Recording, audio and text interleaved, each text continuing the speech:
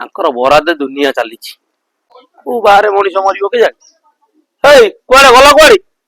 ହେ car ଗୋଟା ଦେଖା ଦୋଷ ନାହିଁ ଏ ଘରଟାରେ ଗୋଟା ବିରକ୍ତିଆ ମତେ କଲେଣି ଗୋଟା ବରାଦ କରିଦେଇଛନ୍ତି ଓଖାଡିବେ କି ଦେଖିଲା ବେଳକୁ କାର ଦେଖା ଦୋଷ ନାହିଁ। ହେ କଣ ହେଲା କି ରେ?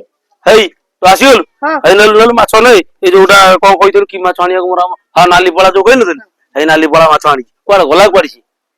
ସେ ଡାକି ଡାକି ଡାକି ତାକୁ ଡାକ ତାକୁ ଡାକ ସେଇଠୁ ଡାକ ଡାକେ ତାକୁ। ଆରେ ଝିଅ କୁଆଡେ ଗଲୁ? ଏଇ ଆସେ। ଆସ ଆସ ଆସ ଆସ। କଣ ହେଲା ମୁଁ କହିଲ ମତେ କାହିଁ ଡାକ ପକେଇଲ?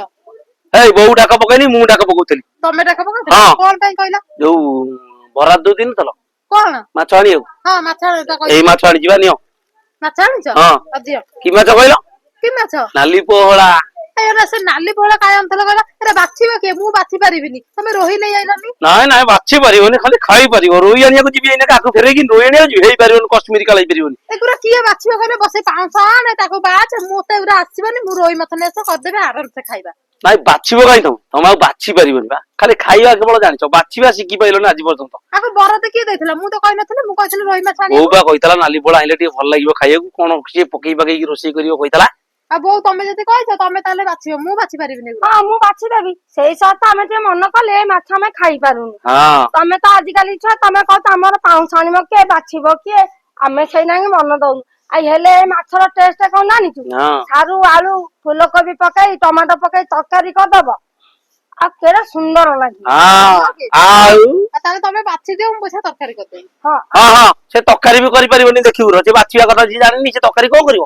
ଚୋପାଟା କରିବ ସବୁ ଯାକ ପୋଡିକି ଅଙ୍ଗାର କରିଦବ। ନାଇଁ ମୁଁ ବତେଇ ଦେବି ସେ କରିଦବ ଆଜି ସେ ଖାଉ କହୁଛୁ ହଁ କେମିତି ଆଣିବୁ?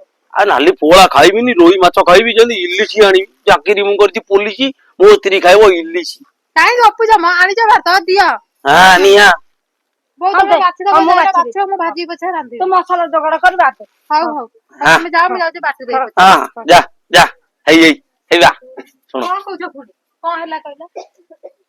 ନାଲି ପୋହଳା ଖାଇନ ତମେ ହେଲା ଖାଇଲେ ଜାଣିବ କେମିତିଆ ଟେଷ୍ଟ। ସେ ଟେଷ୍ଟ ମୁଁ ସେଟା କଣ୍ଟା ବାଛି ଖାଇପାରେନି। ଆଉ ସମୁଦ୍ର କଙ୍କଡା ଖାଇବା ଆଣିବି?